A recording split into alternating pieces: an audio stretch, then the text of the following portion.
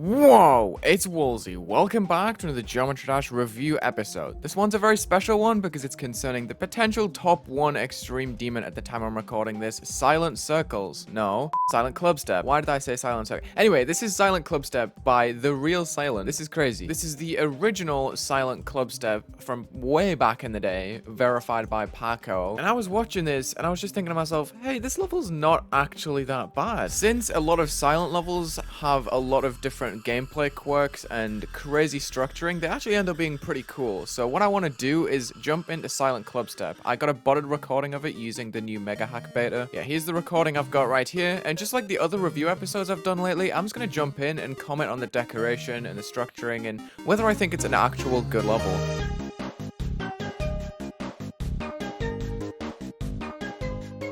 Now, obviously, this level is very influential. We got the Clubstep monster with the quadruple spike, which is clearly used in Tartarus, and this really tall diamond jump, really, made out of different shapes of spikes, which I see pretty frequently, as well as these orb corridors. So straight away, we've got 3 very iconic aspects of this level. Even though the decoration is not amazing, like, this is super influential on landing on the corners of blocks and stacking structures in unique ways. We got crazy straight fly segments. This stretch of the level isn't as interesting as the other stretches I want to talk about in this video, but it's still notable because of how imposing it is on the player straight away. Like, this level is so intimidating, and I think that's what makes it stand out as one of the most recognizable levels in the game's history. Because of this level, the term Silent has become like such a huge recognized term for something that's extremely difficult and scary to play. Now, this is a cool gameplay gimmick. You got to jump early out of this spike and hit the pads and avoid this portal, which is pretty cool. We get a lot of elevation here. Again, we see the stacked diamond jumps I was talking about. This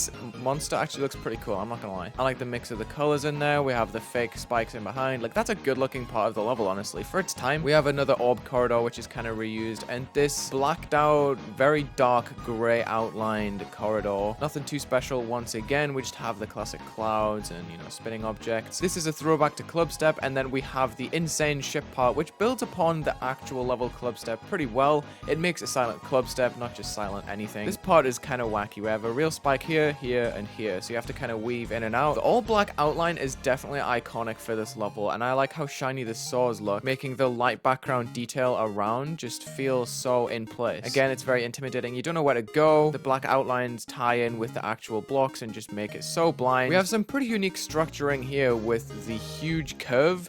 Now, a lot of Silent levels these days have huge straight fly segments and whatnot, but this having a curve, and I guess you could say using an effect as the color turns on right here, is pretty interesting. There's not a single dull moment in this level, I feel. It's a very fascinating watch. More extremely steep ship sections with little monsters inside the blocks. This level definitely pushed what it was to have a Clubstep monster in your level. We have a little mishmash here. We have the continued black border, which has been reused all the way through this level so far. You see at the very beginning, there's just a huge wall of ground spikes, which I think is a pretty interesting aesthetic. It's like part of the level is just cut off and just restricted, as opposed to what you'd normally see today with like curved ground spikes and like a consistent cavern. It's more intimidating when they just sort of appear out of nowhere, and it's like, okay, this is a new obstacle to avoid, not something that I'm consistently avoiding all the way through the level. Now, some of the colors are kind of whack here, the red on the blue. We have invisible blocks. You see the corner piece right here is how that's been put into place. And we have this weird orb gimmick with the yellow and blue orbs stacked on top of each other, which creates a pretty interesting dynamic throughout this part. What's funny about this part is it's pretty difficult, but it's very open structurally, which is a huge disconnect visually from other parts in the level, because obviously we've got the huge straight fly corridors, we have the orb spam segments that are literally just blocking off the ceiling and the floor completely, but then this middle ball is just like, nah, we're actually going to give you a lot of space out here for no reason, which makes it stand out because it's like, okay, we've passed the insane parts of the level. From what I've heard, this part of the level is a lot easier than the beginning half, so I think that visual disconnection is honestly justified there. And again, we just have the ground spikes cut off. Like, this level is extremely raw in how it's made. We have more diagonal and curvy sections right here with the crazy spinning screen. Like, There's so much space around the outside that this part ends up having a lot of structure coverage, but also not a lot at the same time, which makes it a very interesting watch as the colors are going like from the middle of the screen to the outside and then back into the middle. It's constantly changing our perspective on how the level looks, and then it just cuts straight back into darkness with these crazy outlines which look really weird. I think that's just because of how much the screen has just shifted, or maybe it's just like that. I don't know. This looks buggy to me. But again, we have more diagonal ship sections, which is a super weird play. More spinning stuff,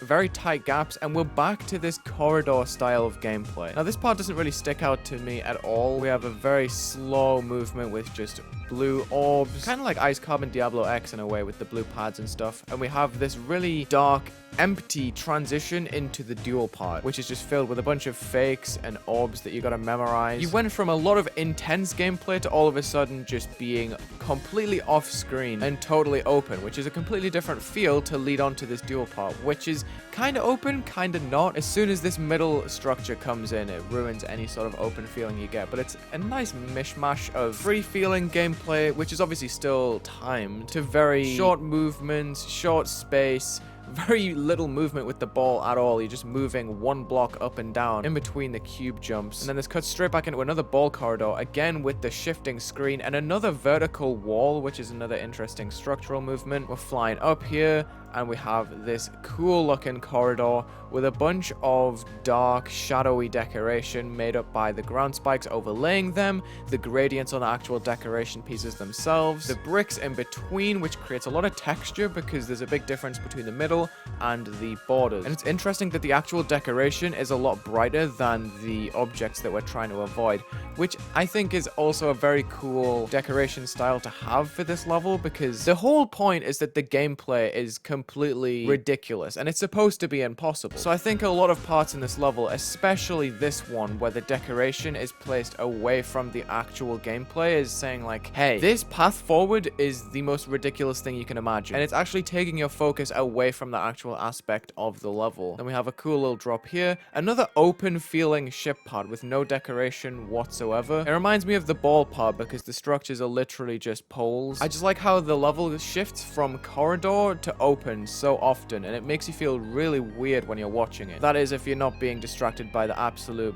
insane gameplay. And then we have the cube maze, which is pretty uninteresting to say the least. There's no visual cue or anything like that. Nothing special about it. It's just a bunch of invisible objects with more invisible objects between. The ending to this level is quite underwhelming because it is literally just a memory part that you can just learn like the back of your hand and just crack every single time. And there's nothing visually intimidating about it apart from you can't actually tell what you're watching, which I guess is a cool feature to throw in at the end, but like, I'm not sure how well it fits in with the vibes created earlier, with the random decoration just stringed together to give you no idea of what you're really watching, no visual indicators with the actual spikes at the bottom. That's what feels off about this maze, is that there's no visual trickery to throw you any different direction. I don't know, I just really like this level as an impossible level. I think it does a lot of things very well, where you can't really tell what's happening. It's got invisible spikes, it's got decoration, with huge gaps where the structures are just placed. There's no leak from the decoration elsewhere into the blocks to make the blocks look more interesting.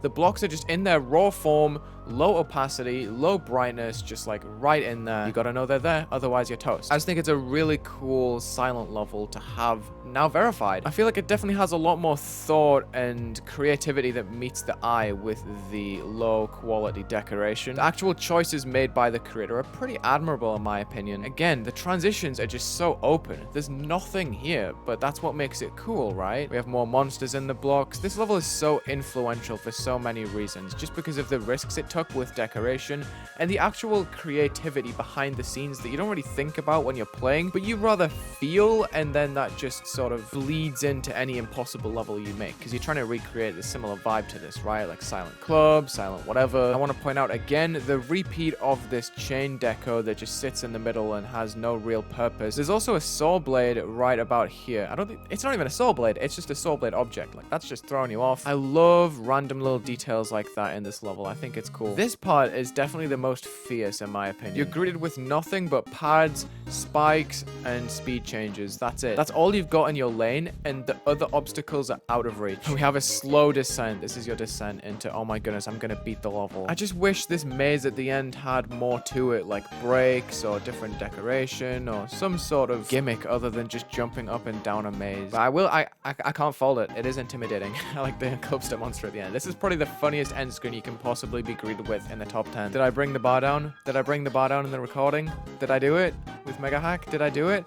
I did! Yeah, look at it. I want to end this video by saying huge props to Paqoe for actually verifying this level. You can hear it in the click pattern right here that there's so much uncertainty and unease that goes into the way this level is played, with the spam followed by huge open sections where you barely even click. There's definitely a way to play this level consistently, but I do have to credit the effort that was put in to make this level unsettling in its actual structure and how it's actually played. Like, this part definitely has a click pattern that you can follow every single time. Same with these ball mazes, because you just gotta memorize, honestly, the way that the screen turns around. Like, there's no way you can sight read that, which is another way that this level is fascinating to me. Also, one thing I want to comment on is the pause buffering at the end. You see Paqoe pauses so she can kind of make the jumps as consistent as possible and make sure that she gets the right ones. I don't think this is cheating. People are saying, oh, this is stupid, this is lame. I don't think it's lame. This is just a valid way to make sure that you're actually playing the level properly.